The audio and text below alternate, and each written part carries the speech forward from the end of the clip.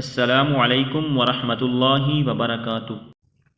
حضرت عثمان رضی اللہ تعالیٰ عنہ بیان کرتے ہیں کہ رسول اللہ صلی اللہ علیہ وسلم نے فرمایا، جس شخص کو اس حالت میں موت آئے کہ وہ جانتا ہو کہ اللہ کے سوا کوئی معبود برحق نہیں، تو وہ جنت میں داخل ہوگا۔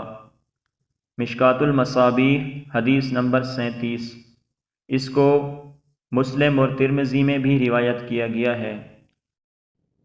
حضرت جابر رضی اللہ تعالیٰ عنہ بیان کرتے ہیں کہ رسول اللہ صلی اللہ علیہ وسلم نے فرمایا، دو خصلتیں باعث موجب ہیں۔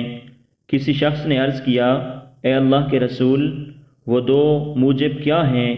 تو آپ صلی اللہ علیہ وسلم نے فرمایا، جو شخص اللہ کے ساتھ شرک کرتا ہوا فوت ہو جائے تو وہ جہنم میں داخل ہوگا، اور جو شخص اس حال میں فوت ہو کہ وہ اللہ کے ساتھ کسی کو شریک نہ بناتا ہو تو وہ جنت میں داخل ہوگا۔ مشکوٰۃ المصابیح حدیث نمبر 38۔